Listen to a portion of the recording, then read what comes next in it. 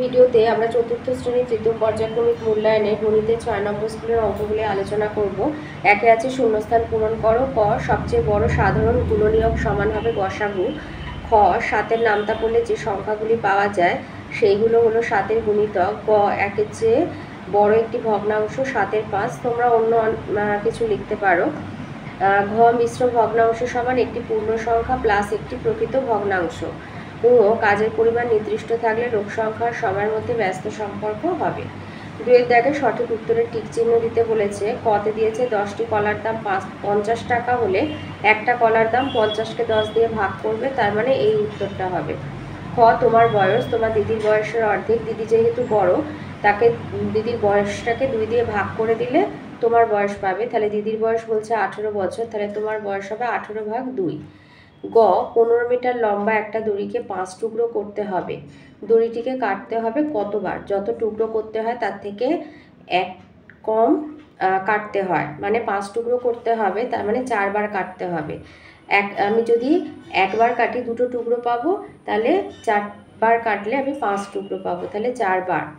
ঘ কোনো কিছু সংখ্যক ছাত্রছাত্রীর মোট বয়স 91 বছর, তাদের গড় বয়স 13 বছর হলে ছাত্রছাত্রীর সংখ্যা 91/13 হবে। কোনো সংখ্যার গুণনীয়কের সংখ্যা নির্দিষ্ট, আর দুটি পরস্পর মৌলিক সংখ্যার গসাগু 1 হবে। আচ্ছা, 3-এ দিয়েছে ভুল থাকলে ঠিক করে লেখো। তো এখানে যে কটি আছে সবই ভুল। একে আছে দুটি ক্রমিক স্বাভাবিক সংখ্যার গসাগু সংখ্যা দুটির গুণফল। দুটি ক্রমিক স্বাভাবিক সংখ্যার লসাগু সংখ্যা দুটির গুণফল, আর দুটি ক্রমিক স্বাভাবিক সংখ্যার গসাগু হবে 1। খতে বলেছে সবচেয়ে ছোট বিজোড় মৌলিক সংখ্যাটি হলো 2, সবচেয়ে ছোট বিজোড় মৌলিক সংখ্যাটি হলো 3। গতে দিয়েছে 3 দ্বারা বিভাজ্য সংখ্যাটি সর্বদা 9 দ্বারা বিভাজ্য হবে, মানে 3 দিয়ে যে সংখ্যাকে ভাগ করা যায় সেগুলো 9 দ্বারা বিভাজ্য হবে। ওটা ভুল, উল্টো হবে। 9 দ্বারা বিভাজ্য সংখ্যা সর্বদা 3 দ্বারা বিভাজ্য হবে। ঘয়ে বলেছে সমবাহু ত্রিভুজে 3টি বাহুর দৈর্ঘ্য সমান হয়, কিন্তু 3টে কোণের প্রত্যেকটির মান সমান হয় না, ওটা ভুল। ত্রিভুজের সমবাহু ত্রিভুজে 3টি বাহুর দৈর্ঘ্য সমান হয় আর 3টি কোণের মানও সমান হয়। উন্নতি দিয়েছে ভাগ অঙ্কের মৌলিক সূত্রটি হলো ভাজ্য সমান ভাজক গুণ ভাগশেষ বিয়োগ ভাগফল বলেছে, ওটা হবে ভাজ্য সমান ভাজক গুণ ভাগফল যোগ ভাগশেষ। 5-এর কতে আসি বলেছে যমজ মৌলিক সংখ্যা কাকে বলে, উদাহরণ দাও। লিখবে যেসব মৌলিক সংখ্যার বিয়োগফল 2 তাদেরকে যমজ মৌলিক সংখ্যা বলে, যেমন 5, 7, 11, 13 এগুলো হয়। খ পরস্পর মৌলিক সংখ্যা কাকে বলে, উদাহরণ দাও। যেসব মৌলিক সংখ্যার সাধারণ গুণনীয়ক 1, যেসব মৌলিক সংখ্যার সাধারণ গুণনীয়ক 1 তাদেরকে পরস্পর মৌলিক সংখ্যা বলে, যেমন 3, 5। 3, 5 হতে পারে, বা তোমার 7, 9ও পরস্পর মৌলিক সংখ্যা হতে পারে। গুণনীয়ক বলছে কোনো সংখ্যার গুণনীয়ক বলতে কি বোঝো, উদাহরণ দাও। গুণনীয়ক হচ্ছে কোনো সংখ্যা যে সংখ্যা দ্বারা বিভাজ্য সেই সংখ্যাকে ওই সংখ্যার গুণনীয়ক বা উৎপাদক বলে, যেমন 6-এর গুণনীয়ক বা উৎপাদক হলো 1, 2, 3 আর 6। ঘতে দিয়েছে সমদ্বিবাহু ত্রিভুজ কাকে বলে, উদাহরণ ছবি আঁকতে হবে। সমদ্বিবাহু ত্রিভুজ মানে দুটো ত্রিভুজের দুটো বাহুর দৈর্ঘ্য সমান করে দেবে, যে কোনো দুটো বাহুর দৈর্ঘ্য সমান করে দিলে সমদ্বিবাহু ত্রিভুজ হবে। তাহলে সমদ্বিবাহু ত্রিভুজ কাকে বলে, যে ত্রিভুজের দুটি বাহুর দৈর্ঘ্য পরস্পর সমান তাকে সমদ্বিবাহু ত্রিভুজ বলে। এইভাবে আঁকবে আর লিখে দেবে ত্রিভুজ এবিসি একটি সমদ্বিবাহু ত্রিভুজ, এবি সমান হচ্ছে এসি আর কোণ এবিসি সমান হচ্ছে এসিবি।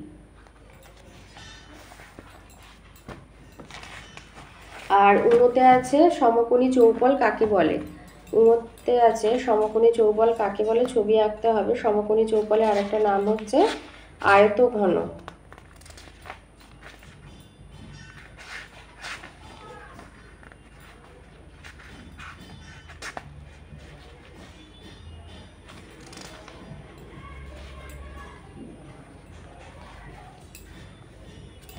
আয়তঘন বা সমকোণী চৌবল 6টি আয়তকার সমতল বেষ্টিত, যে সকল ঘনবস্তুর বিপরীত তলগুলো সমান ও সমান্তরাল এবং সন্নিহিত তলগুলি সমকৌণিকভাবে অবস্থান করে তাদেরকে আয়তঘন বা সমকোণী চৌবল বলে, যেমন বাক্স, বই, ইট ইত্যাদি। 6-এ আছে পার্থক্য দিয়েছে আয়তঘন আর ঘনকের মধ্যে পার্থক্য। আয়তঘনের দৈর্ঘ্য প্রস্থ আছে, ঘনকের প্রত্যেকটা বাহুর দৈর্ঘ্য সমান আয়তঘনের উদাহরণ হলো বই, আর ঘনক হচ্ছে কাঠের ব্লক বা লুডোর ছক্কা। ক্ষয়তে আছে মৌলিক আর যৌগিক সংখ্যার পার্থক্য। মৌলিক সংখ্যার উৎপাদক সংখ্যা হচ্ছে দুটি, এক এবং সেই সংখ্যা, আর যৌগিক সংখ্যার উৎপাদক সংখ্যা 3 বা 3-এর বেশি। গতে বলেছে স্বাভাবিক ক্রমিক সংখ্যা, জোড় ক্রমিক সংখ্যা। স্বাভাবিক ক্রমিক সংখ্যা যেরকম আমরা 1 2 3 4 লিখে এই পরপর সংখ্যাগুলোকে স্বাভাবিক ক্রমিক সংখ্যা বলে। আর জোড় ক্রমিক সংখ্যা মানে হচ্ছে ধরো 2 জোড় সংখ্যা, তার পরবর্তী জোড় সংখ্যা হলো 4। তাহলে স্বাভাবিক দুটি ক্রমিক সংখ্যার পার্থক্য হয় 1, আর জোড় ক্রমিক সংখ্যার পার্থক্য হয় 2। ঘয়েতে দিয়েছে গুণনীয়ক আর গুণিতকের পার্থক্য।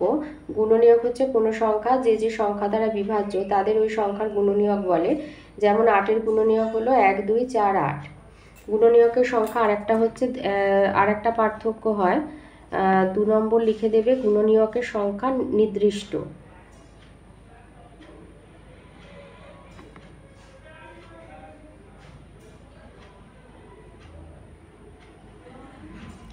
আর গুণিতক হচ্ছে কোনো সংখ্যাকে শূন্য ছাড়া অন্য সংখ্যা দিয়ে গুণ করলে, অন্যান্য সংখ্যা দিয়ে গুণ করলে যে গুণফল পাওয়া যায় তাদের ওই সংখ্যার গুণিতক বলে। যেমন 5-এর গুণিতক 5 10 15 20।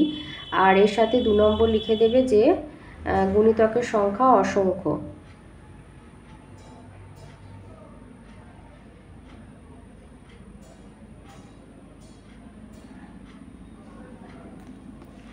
উঙ্গতে আছে সমবাহু আর বিষমবাহু ত্রিভুজের পার্থক্য। সমবাহু ত্রিভুজের প্রতিটা বাহু সমান, আর বিষমবাহু ত্রিভুজের প্রতিটা বাহুর দৈর্ঘ্য আলাদা হয়।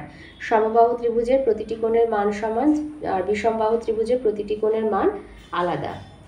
7-এর কতে আছে খেলার মাঠে 12 জন ছেলে মেয়ে খেলতে এসেছে, তারা সমান সংখ্যায় দল তৈরি করে খেলবে। তারা কতগুলি দল তৈরি করে খেলবে। তাহলে এখানে 12-র গুণনীয়কগুলি লিখবে। তো 12-র গুণনীয়ক হচ্ছে যেমন ধরো 12 1 12, 2 6 12, 3 4 12। তাহলে 12-র গুণনীয়ক হচ্ছে 1 2 3 4 6 আর 12। তাই তারা একটি বা দুটি বা তিনটি বা চারটি বা ছটি বা 12টি দল তৈরি করে খেলবে। খতে দিয়েছে 15টি খাতার দাম 240 টাকা হলে একটি খাতার দাম কত? তো 15টি খাতার দাম হচ্ছে 240 টাকা, একটি খাতার দাম 240 ভাজিতক 15। তার মানে 240কে 15 দিয়ে ভাগ করবে। 24-এর মধ্যে 15 একবার যাবে, 15 1 15 9, 0 নামলো 90, 15 6 90, মানে একটি খাতার দাম হবে 16 টাকা। তো এখানে একটু ছক করে নেবে।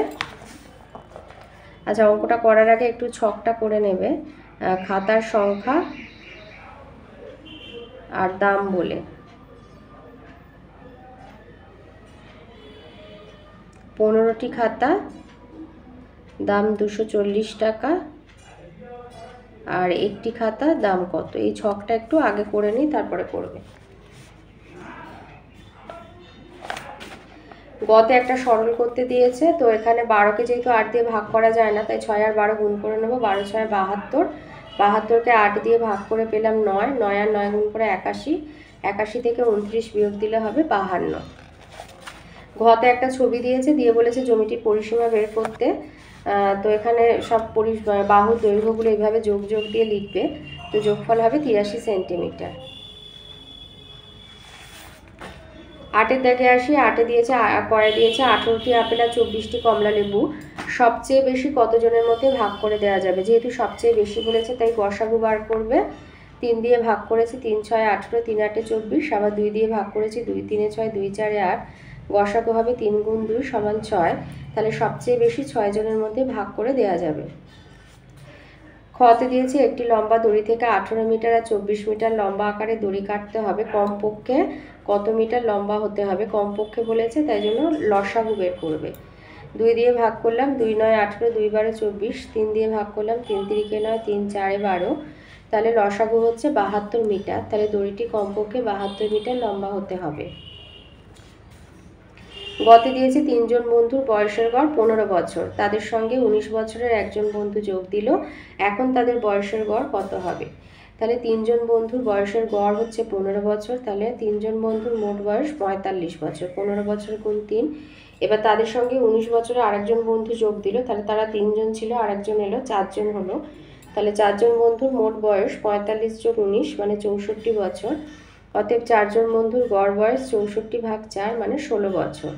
তাহলে এখন তাদের বয়সের গড় হবে 16 বছর। ঘতে দিয়েছে গোপী মাসি 4 লিটার 750 মিলিলিটার দুধ নিয়ে বাড়ি বাড়ি দুধ দিতে বেরোলেন। তাহলে মোট দুধ কত ছিল? 4 লিটার 750 মিলিলিটার। রাজুদের বাড়িতে দিয়েছে 1 লিটার 500 মিলিলিটার, প্রিয়াদের দিয়েছে 900 মিলিলিটার দুধ। বাকি দুধ আমাদের বাড়িতে দিলেন, তাহলে আমাদের বাড়িতে কতটা দুধ দিলেন? তো আমি এখানে একটু সরলের মতো করে সাজিয়ে নিয়েছি। তো আমাদের বাড়িতে দুধ দিলেন, প্রথমে মোট দুধটা লিখবে, সেখান থেকে মাইনাস হবে তোমার কাদের বাড়ি দিয়েছে? রাজু আর প্রিয়া। রাজুদের বাড়ি দিয়েছে এই দুধটা, আর প্রিয়াদের বাড়ি দিয়েছে 900 মিলিলিটার। তো এই দুটো যোগ করে হচ্ছে 2 লিটার 400 মিলিলিটার দুধ রাজু আর প্রিয়াদের বাড়িতে মোট দিয়েছে। তাহলে আমাদের বাড়িতে দিয়েছে মোট দুধ থেকে এটা মাইনাস করে দিলে 2 লিটার 350 মিলিলিটার দুধ আমাদের বাড়িতে দিলেন।